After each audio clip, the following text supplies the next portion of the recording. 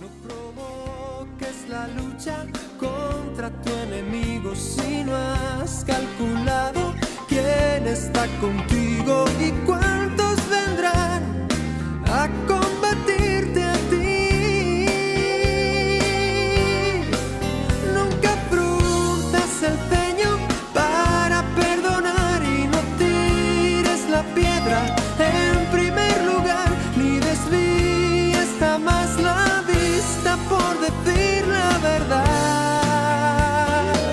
Oh, prueba a ser más sencillo, mira alrededor, agradece la lluvia, planta alguna flor y pellízcate al sentir la luz del sol.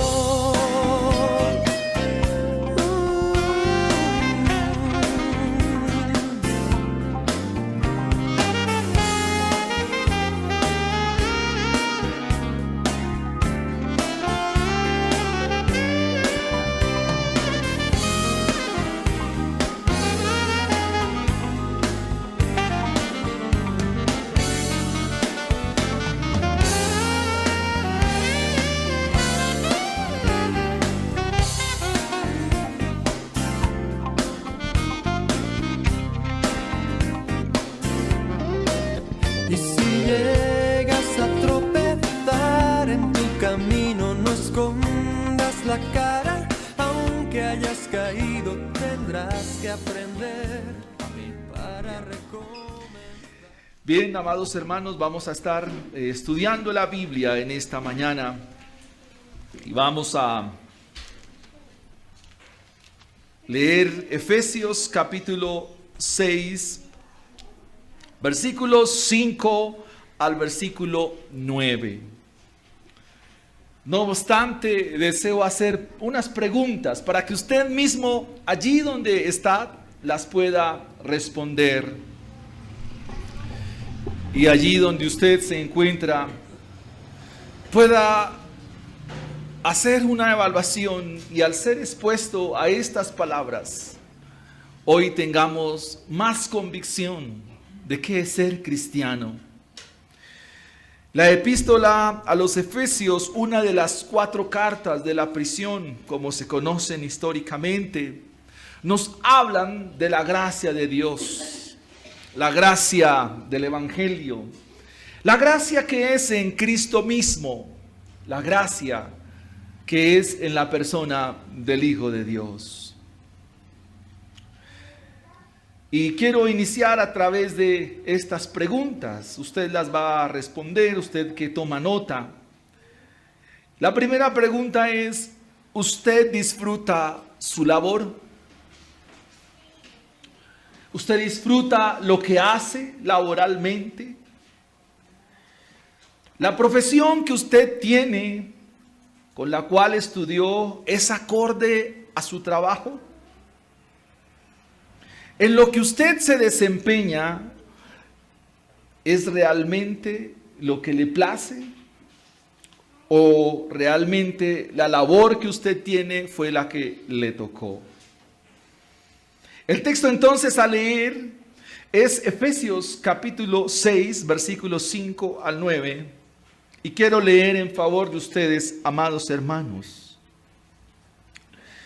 Siervos, obedeced a vuestros amos terrenales con temor y temblor, con sencillez de vuestro corazón, como a Cristo, no sirviendo al ojo humano como los que quieren agradar a los hombres, sino como siervos de Cristo de corazón, haciendo la voluntad de Dios, sirviendo de buena voluntad como al Señor y no a los hombres, sabiendo que el bien que cada uno hiciere, ese recibirá del Señor, sea siervo o sea libre. Y vosotros, amos, haced con ellos lo mismo, dejando las amenazas, sabiendo que el Señor de ellos y vuestro está en los cielos, y que para Él no hay acepción de personas. Amén. El tema entonces para hoy es en pregunta retórica. ¿Adoramos a Dios con nuestro trabajo? ¿Adoramos a Dios con nuestra labor, con el quehacer de nuestras manos? Llámese la profesión, el empleo, la ocupación, aún lo que hacemos en casa. Es una pregunta que quiero o intentamos resolverla en esta mañana. ¿Adoramos a Dios con el trabajo, con nuestra labor, con lo que hacen nuestras manos, nuestra boca? Bien, a través de esta enseñanza estaremos para resolver en algo este interrogante. ¿Adoramos a Dios con el trabajo? Hace muchos años atrás, un grupo surgió en 1920 en una ciudad de Cuba llamada Matanzas. Así es el nombre de la ciudad. Y este grupo, al formarse, tuvo un cantante muy famoso que las generaciones de ahora quizás no conocen. El nombre de este cantante se llama Alberto Beltrán. ¿Le suena conocido? ¿No? Alberto Beltrán. ¿Quién no conoce a Alberto Beltrán? Ustedes no lo conocen. Él y este grupo hicieron una canción que se llama El Negrito del Batey. Y me estoy refiriendo a la Sonora Matancera, distinguida por el son cubano, la guaracha, la salsa, en 1900. Pero algo que se hizo famoso en la voz de este cantante, que tal vez ustedes no lo recuerdan, Alberto Beltrán, con esta canción El Negrito del Batey, es porque esta canción dice que el trabajo Dios lo puso como castigo. Y que para él el trabajo es como un enemigo. Eso dice la canción. Y se llama así. A mí me llaman el negrito del batey. Eso el hermano la bailó. No. Y quizás a veces pensamos del trabajo, eso, que el trabajo para nosotros es un enemigo y que el trabajo para nosotros es un castigo. La idea entonces en la mañana de hoy, por el texto de las Sagradas Escrituras, es no pensar así. La idea en la mañana de hoy es no pensar que el trabajo es algo que Dios lo puso como castigo, como bien lo dice la canción de Alberto Beltrán en el grupo de la Sonora Matancera. Y quiero desarrollar entonces en 3 puntos esta enseñanza, este sermón. El primer punto es el trabajo en relación a Dios. El segundo es el trabajo en relación empleados y sus jefes, como bien lo dice el texto, aunque el lenguaje que usa Pablo es un lenguaje de acuerdo a la época, pero en el fondo y en esencia dice lo mismo. Y el tercer punto es el trabajo en relación a los jefes con sus empleados. El primer punto entonces en esta mañana, amados hermanos, es el trabajo en relación a Dios. ¿Qué piensa Dios del trabajo? Y la iglesia histórica, ¿cómo vio el trabajo? Y entonces, en primera instancia, deseo que me acompañen por favor al libro de Génesis, al libro de los comienzos. Quizás usted en el plan de lectura bíblico lo va a leer. Y quiero decirle, amados hermanos, que si usted tiene preguntas acerca de Génesis, de la creación, puede formularlas en el grupo de WhatsApp de la iglesia. O puede escribirnos o puede llamarnos y estaremos resolviendo. El trabajo en relación a Dios. ¿Qué piensa Dios del trabajo según la Biblia? Génesis capítulo 2, versículo 15. Entonces nos dice la palabra del Señor así. Y por favor quiero que estemos atentos a la enseñanza en esta mañana. Génesis capítulo 2, versículos 15. Dice el texto: tomó pues Jehová Dios al hombre y lo puso en el huerto de Edén para que lo labrara y lo guardase. Y tomó Jehová Dios al hombre y lo puso en el huerto de Edén para que lo labrara y lo guardase. Hasta antes del capítulo 3, el hombre está sin pecado. Está en la condición en la cual fue puesto en Edén. Y ahí encuentran ustedes que es Dios quien lo pone. No es que el hombre se puso a sí mismo, sino que es Dios mismo quien puso al hombre. ¿En dónde lo puso? En un huerto. ¿Cómo se llama el huerto? Se llama el Edén. ¿Qué significa la palabra Edén? Significa deleite, significa delicia.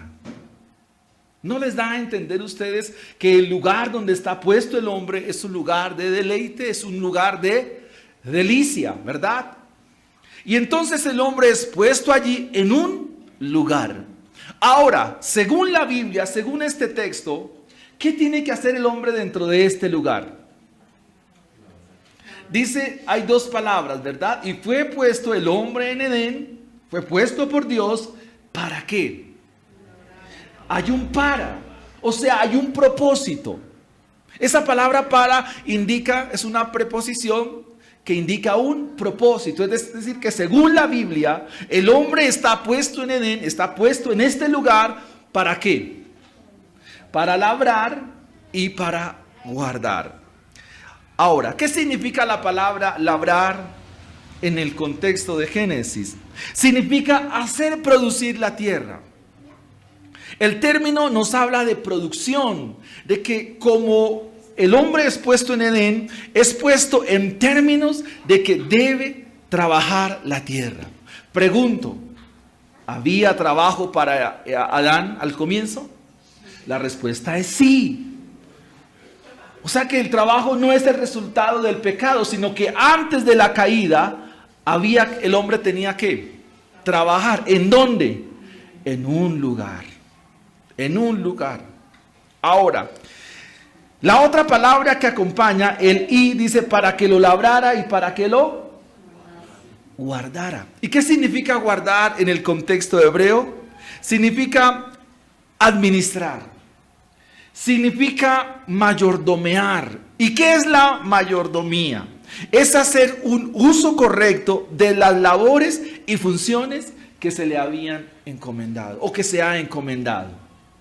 Repito, mayordomear significa hacer uso correcto, no cualquier uso, es un uso correcto. ¿De qué?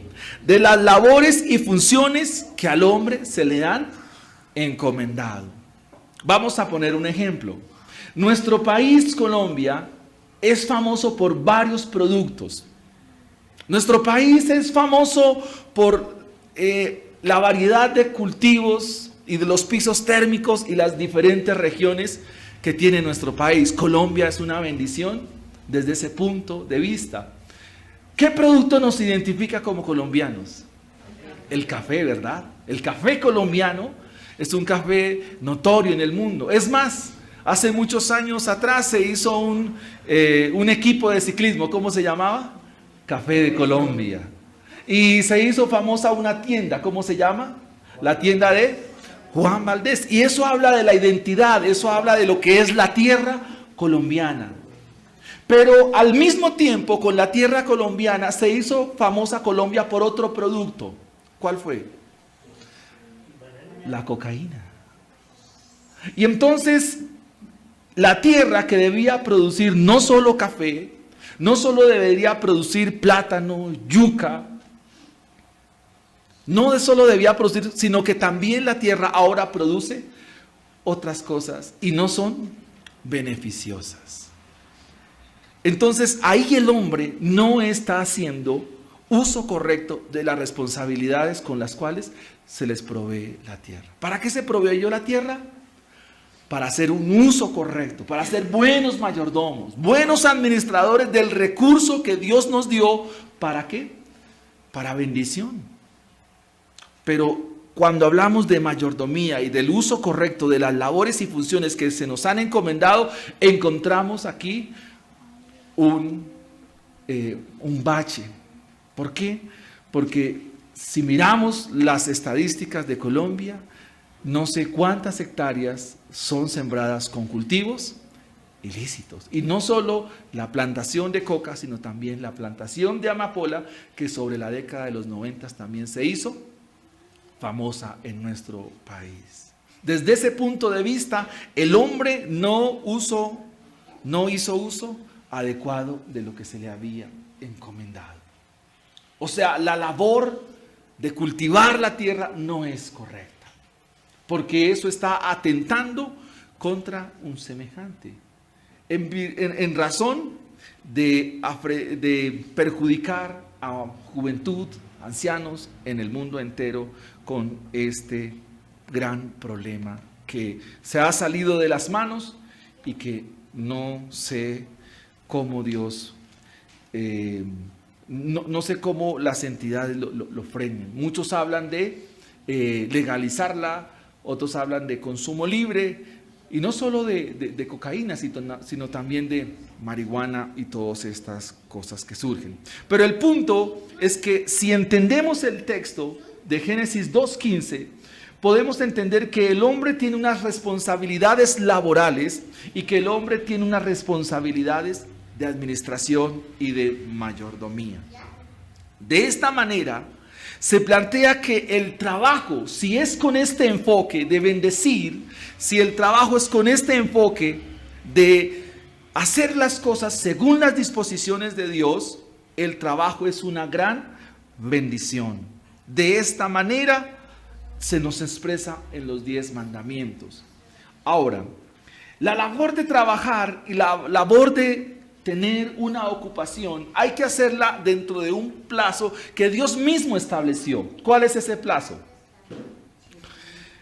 Si nosotros leemos la Biblia, se nos dice explícitamente en los mandamientos: 6 días trabajarás.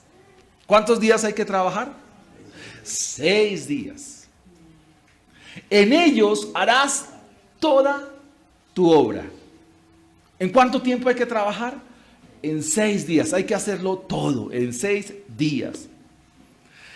Pero el día séptimo es un día ¿de qué? De reposo.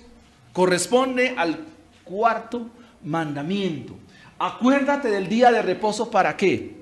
Para santificarlo. Es día de adoración, día de asamblea comunal, día de congregarme, día de reunirme.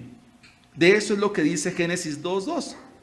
Y fueron pues acabados los cielos y la tierra, todo el ejército de ellos, y acabó Dios en el día séptimo la obra que hizo, y reposó el día séptimo. Es decir, hubo descanso. Desde esta perspectiva, el trabajo, amados hermanos, es una gran bendición. En 6 días trabajarás, harás toda tu obra con el enfoque debido, con la bendición debida, y si lo haces así, habrá unos resultados que al final estaremos mirando. Ahora, al igual que el hombre que estaba, ¿en dónde? ¿En dónde fue puesto el hombre? En Edén. Es decir, me habla de un lugar. Me habla de unas ocupaciones, labrar y guardar. Me habla de unas funciones. De la misma manera, usted ha sido puesto ¿en dónde? En una empresa. Ha sido puesto en un lugar, con unas funciones, con unas responsabilidades administrativas y por supuesto de mayordomía. Pero esa palabra aquí, guardar, también tiene que ver con una producción efectiva. O sea, la labor que usted hace como trabajador debe ser efectiva. Es decir, debe traer unos resultados propios, inherentes a esa labor. Voy a poner, por ejemplo, no a mí sino al profe Nico, que es docente de Ciencias Sociales y Filosofía. Se los presento. El profe es licenciado en Filosofía. ¿Cuál sería el resultado propio de esa actividad? En la labor que él desempeña. Que él, a través de su enseñanza, a través de todo lo que hace en la planeación de sus clases, ¿qué debe traer por resultado a un grupo de estudiantes? Que haya ¿qué? Un aprendizaje y surja un conocimiento.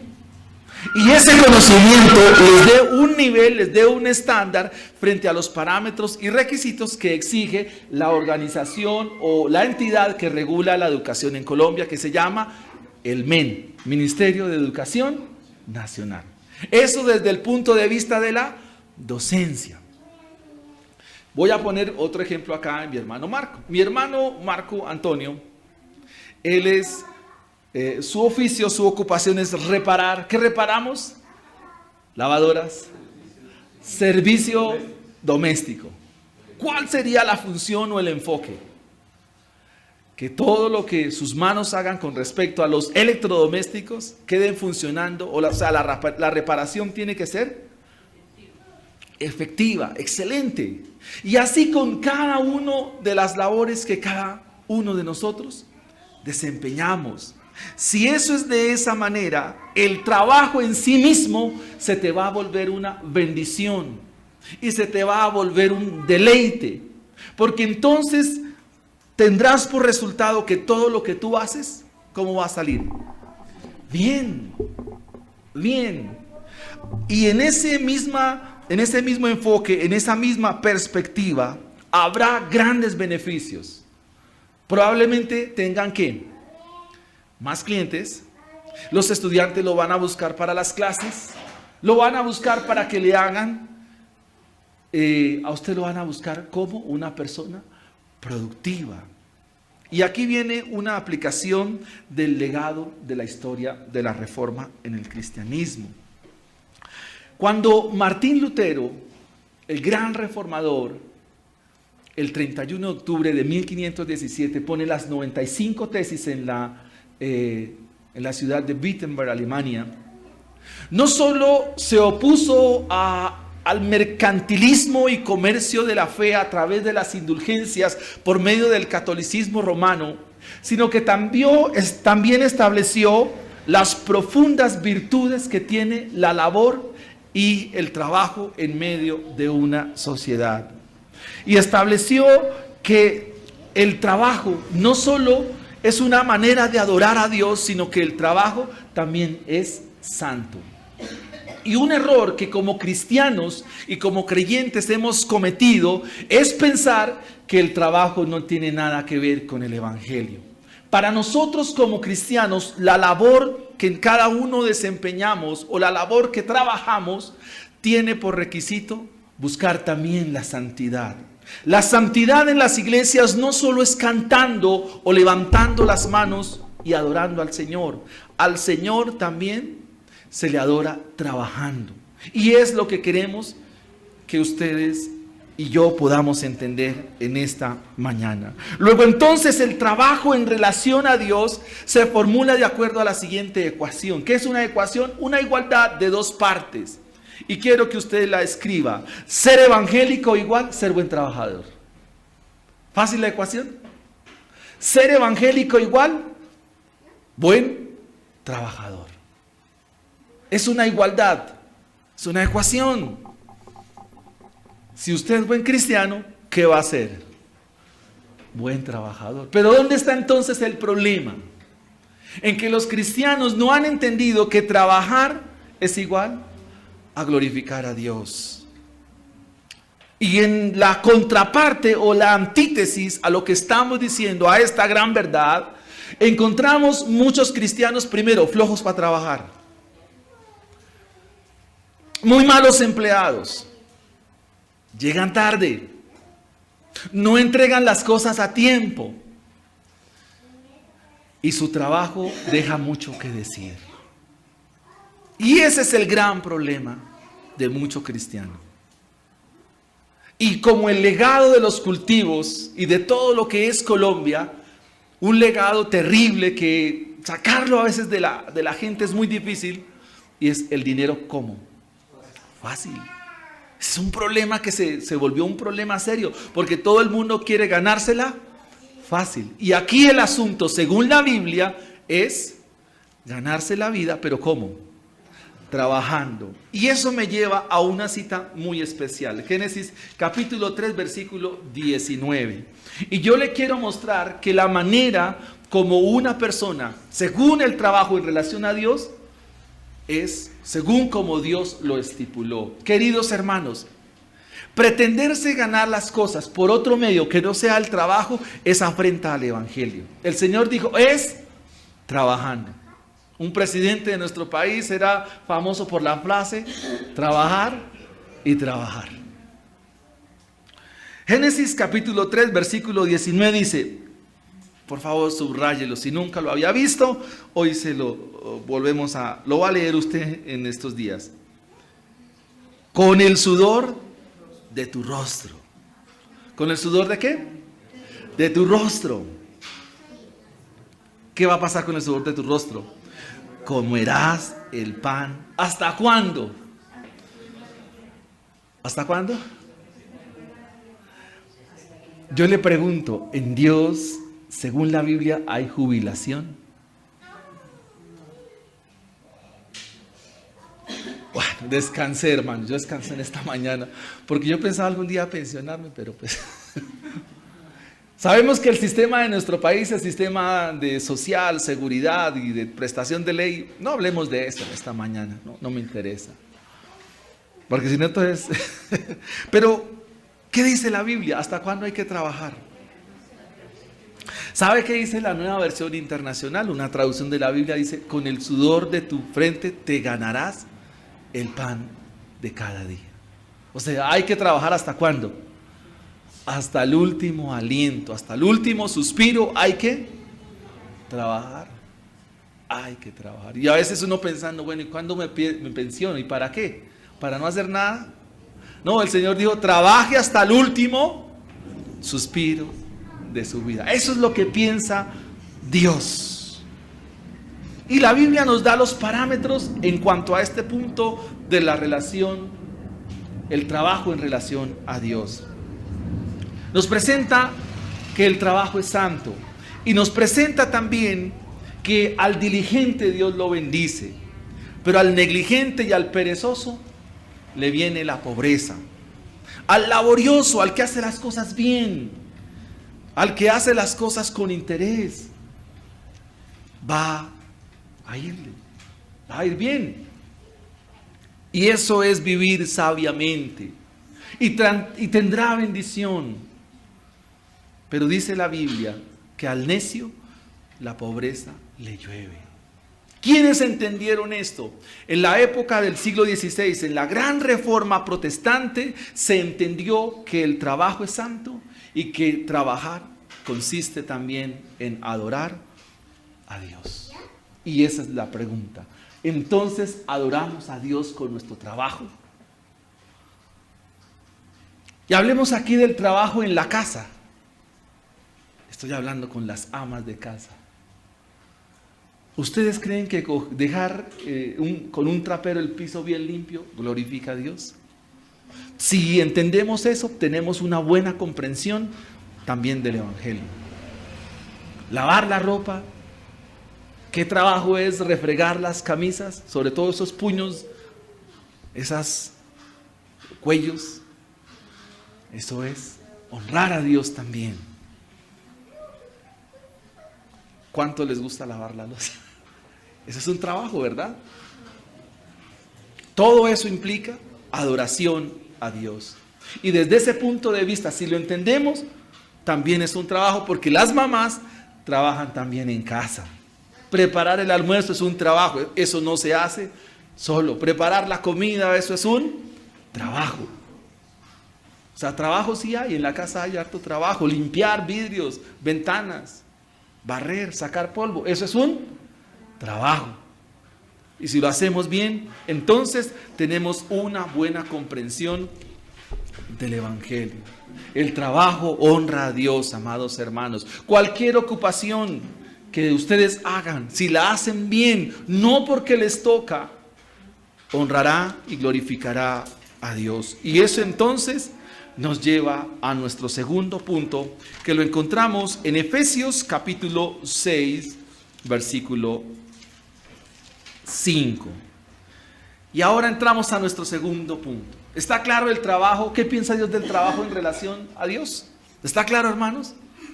Que el trabajo es una bendición, que lo que sus manos hacen es bendición, y que si lo hace bien, será de bendición.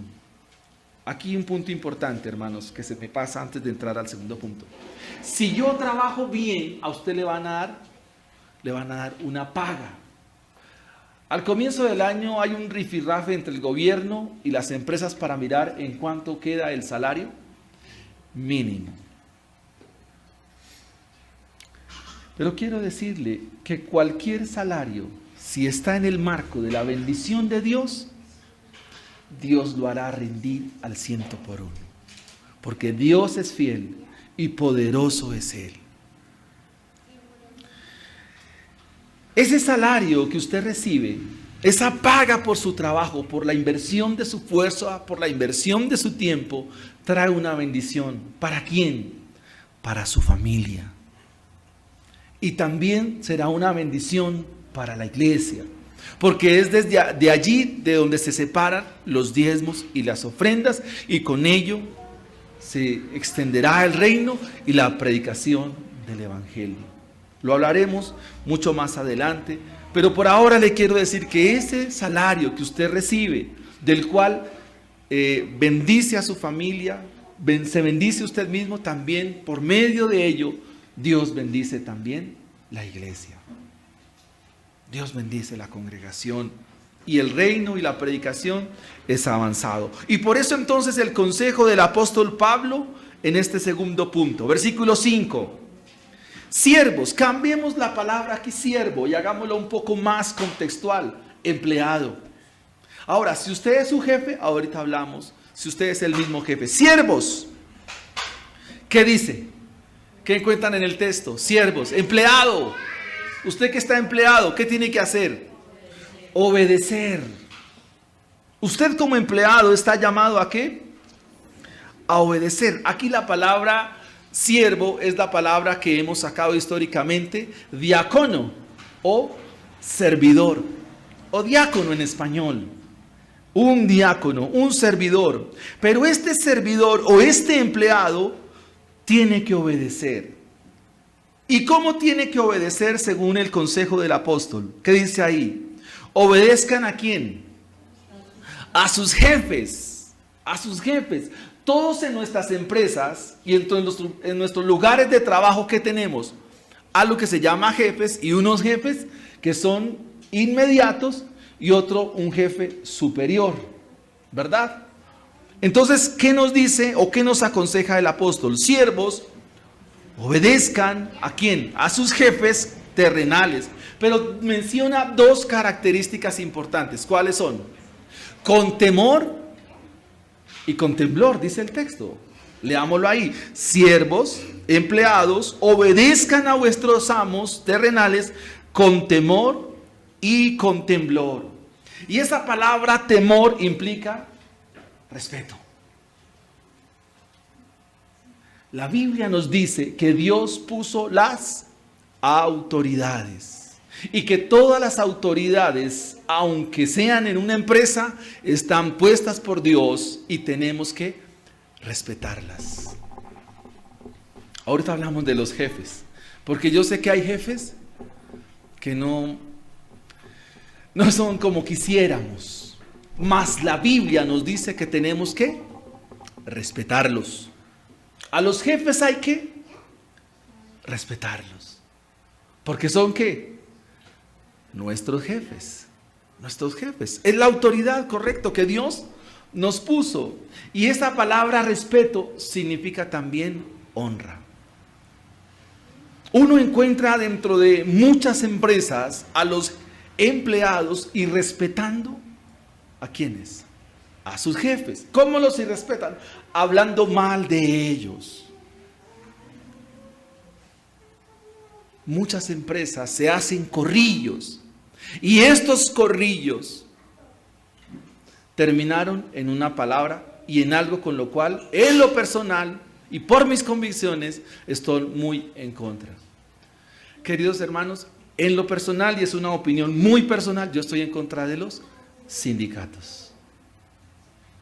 Porque uno no se le debe oponer al medio por el cual Dios da sustento a mi familia, a la iglesia y a nosotros mismos. No digan que me puse pesado porque estamos hablando probablemente de socialismo.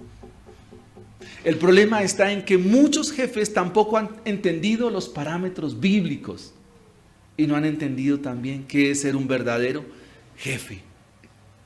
Porque a veces no somos justos como jefes en la paga.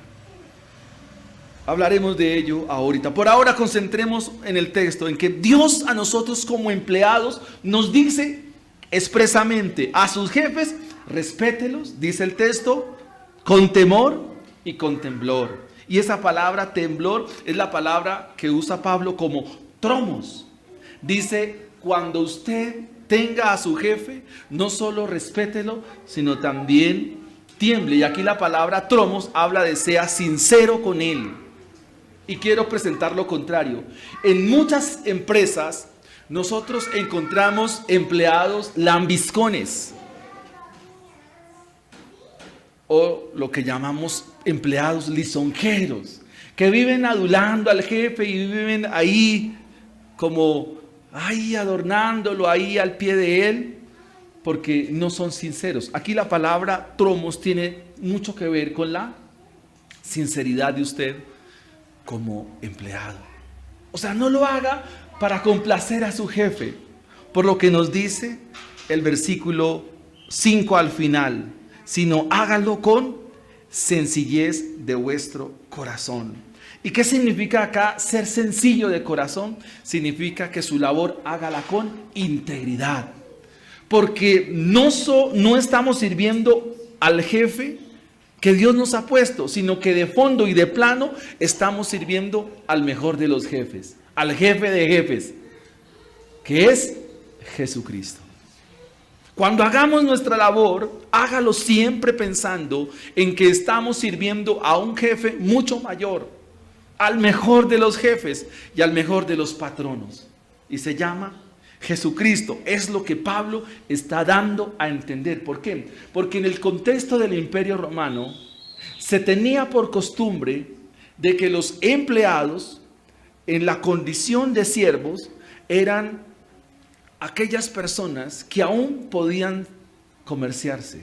Es decir, que si yo como amo de un esclavo, yo lo podía vender. Y a raíz de todo lo que se hacía con este esclavo, el esclavo se sublevaba. ¿Sí saben el término que es sublevarse? Se volvía rebelde y se ponía en contra ¿de quién? Del jefe. Y en muchos lugares la gente se pone en contra ¿de quién? Del jefe. En un equipo de fútbol hay un jefe para los jugadores. ¿Quién es? El director técnico. Ese es el jefe inmediato ¿para quién? Para esos 12 o la plantilla de jugadores que se tienen. Y cuando el jefe los pone a trabajar, ¿qué pasa con los jugadores si no les gusta el modo de trabajar del jefe? Se confabulan entre ellos y finalmente terminan sacando ¿a quién? Al jefe. Eso pasa. De una vez les decimos, Pinto en Millonarios no va a durar mucho.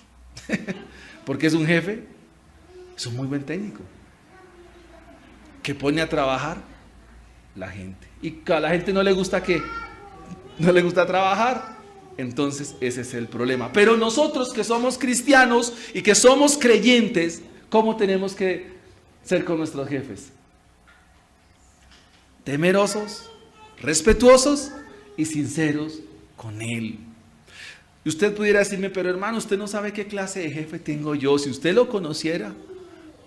Bueno, ¿y qué dice la Biblia con aquel jefe que no es acorde o no me cae bien? ¿Qué le dice la Biblia? ¿Qué le dice el Evangelio?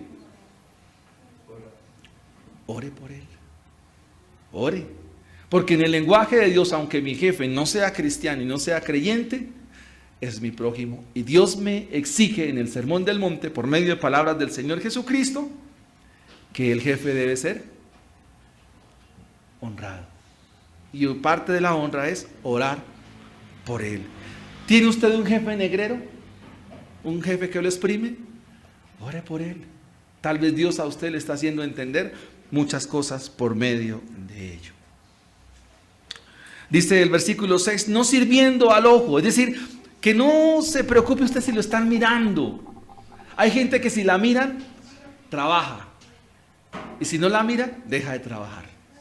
¿Funciona así según la Biblia el trabajo? No, hermanos, porque en relación a los empleados con sus jefes, no se requiere tener jefe, porque aquí hay un jefe que lo está mirando, un jefe supremo. ¿Cuál es?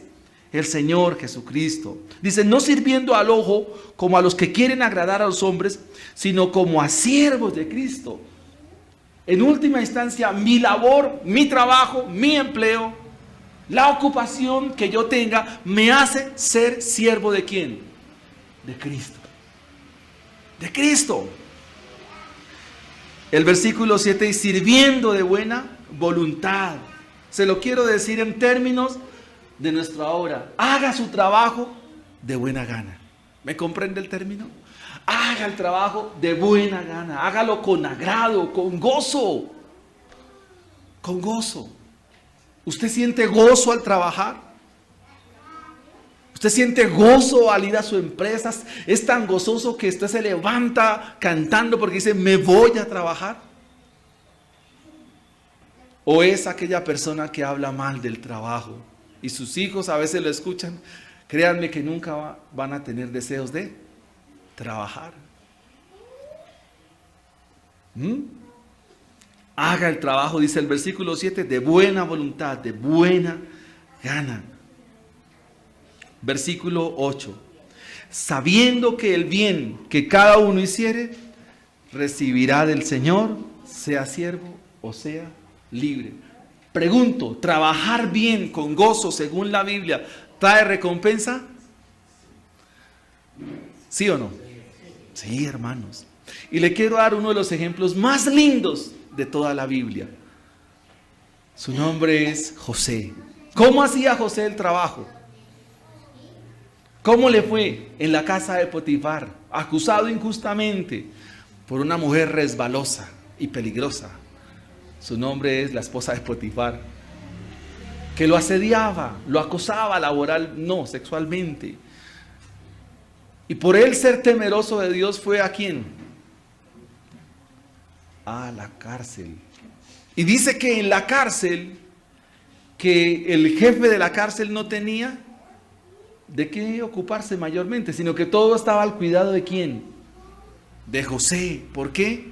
Porque hay una frase que en la Biblia se repite y en ese capítulo 3 veces dice la Biblia, y Jehová estaba con José. Y esa es mi pregunta.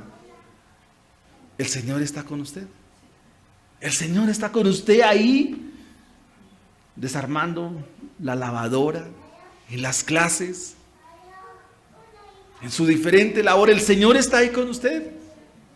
Porque si usted cree que el Señor no está ahí, tiene una muy mala comprensión de la omnipresencia de Dios. Entonces todavía le falta conocer a Dios. Dice entonces Efesios, sirviendo de buena voluntad como al Señor y no a los hombres, sabiendo que el bien que cada uno hiciere, recibirá del Señor, sea siervo o sea libre, la recompensa. Porque la justa retribución realmente viene de Dios por medio de el trabajo que usted desempeñe. ¿Vamos bien hasta ahí, hermanos? José hizo el trabajo bien y allí Dios lo bendijo, porque poderoso es Dios, amados hermanos. Y esto nos lleva entonces a nuestro tercer y último punto. Ya hablamos entonces de los jefes, de la relación de los empleados con respecto a quién, a los jefes. Ahora vamos a hablar de los jefes con respecto a sus empleados. ¿Alguien es jefe aquí? Sí, usted es un jefe de su tiempo. Si es trabajador, independiente. Y la recomendación del apóstol Pablo es la siguiente: y vosotros, jefes. ¿Usted recuerda quién decía jefe? El superagente 86. Jefe. Ustedes, jefes, hagan con sus empleados lo mismo. Y usted que de pronto no es empleado y que es independiente, le doy acá 3 requisitos importantes. Ustedes, jefes, dice la Biblia, hagan lo mismo. ¿Con quién? ¿Con sus empleados o con sus clientes? Porque usted, ¿qué es? El jefe. El jefe. Número 1, sea respetuoso. Muchas de las personas que trabajan independiente tienen un margen de tiempo, pero al mismo tiempo tienden a veces a ser irresponsables. Y eso no habla bien de nuestro trabajo. Si usted quedó de entregar el producto el día martes a las 4 de la tarde, esfuércese porque sea el día martes a las 4 de la tarde. Porque si usted programa una entrega de X producto y no lo entrega a esa hora, ¿qué va a pasar con esa persona?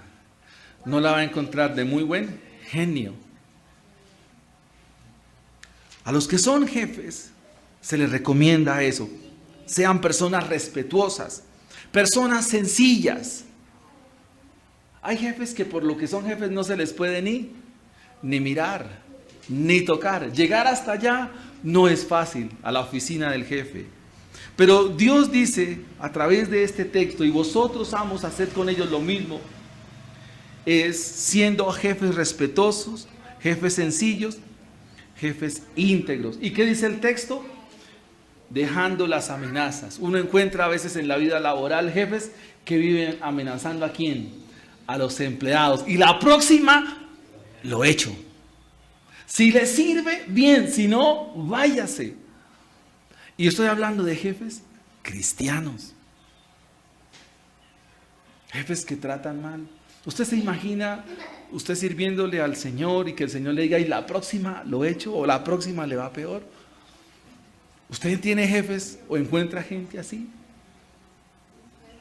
Pero dice, dejen las amenazas. Si a usted un día Dios le concede la bendición de una empresa, de una gran empresa, sea un buen jefe. No amenace su personal. Llámelo con toda reverencia, con todo respeto, porque en Dios los dones son iguales. Dice la Biblia, dejando las amenazas, sabiendo que el Señor de ellos es también Señor de todos. O sea que en Dios todos somos iguales. Y que si tenemos un cargo por la gracia de Dios más arriba, ese cargo me debe llevar a respetar a mi gente. Y quiero darle 6 cualidades de un buen jefe y un jefe cristiano. Número 1, un jefe es un jefe organizado. Es un jefe que inspira confianza. Es un jefe que puede fácilmente dejar a sus trabajadores solos y los trabajadores van a rendir, van a hacer las cosas bien. O sea, no están esperando que el jefe llegue para que ellos hagan las cosas.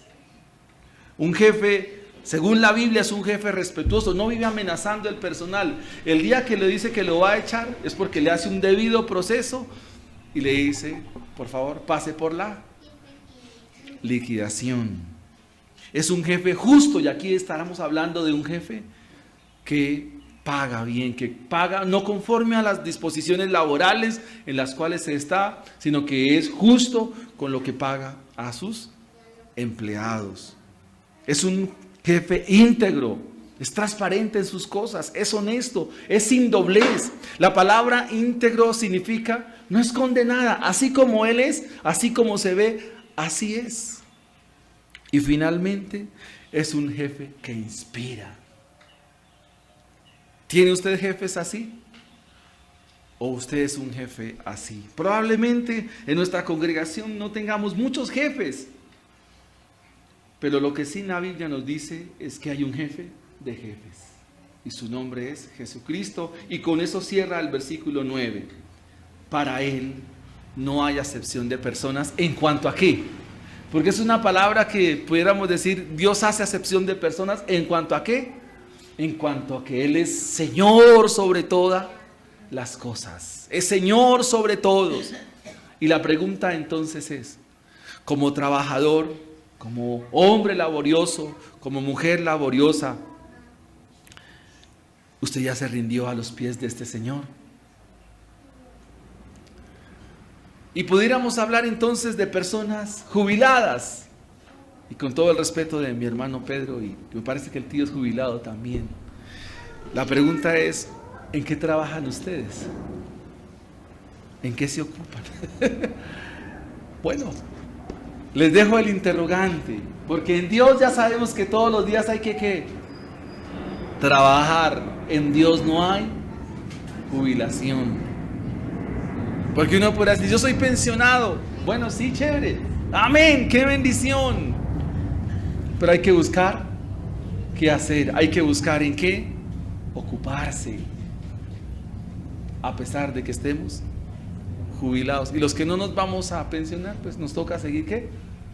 Trabajando, hermanos. La vida sigue, continuamos.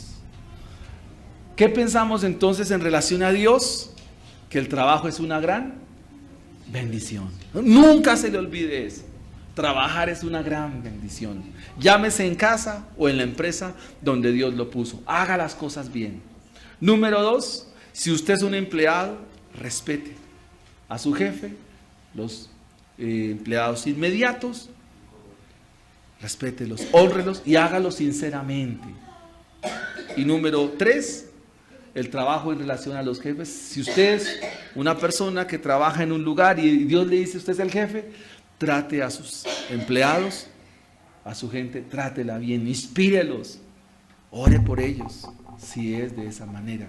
Si es independiente como mi hermano Marco, entonces, o mi hermano Wilfredo es independiente, ¿verdad? Entonces, de la misma manera, trate bien a la gente, honrar el personal o a los clientes que tenemos. Amén. Y rendirnos a los pies del Señor. Necesitamos. En la cruz al mundo amó y al infierno derrotó. Nadie allí de veras vio que aquel cordero era Dios.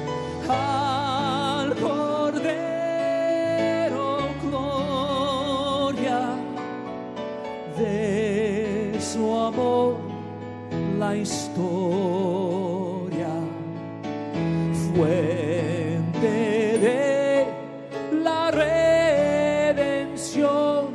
Al cordero sea gloria.